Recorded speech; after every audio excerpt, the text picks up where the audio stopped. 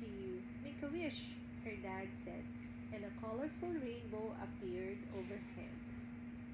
Soon Twinkle heard a loud bang from up high.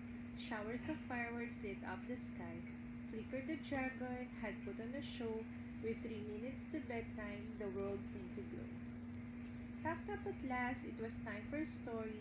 They lay down and listened, all stretching and yawning. 2 minutes to bed, her dad said. As he kissed her, thanks for the party, she said in a whisper. Under the stars, the friends snuggled up tight, feeling cozy and warm in the soft, inky night.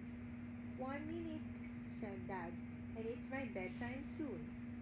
But each one was fast asleep under the moon. The end.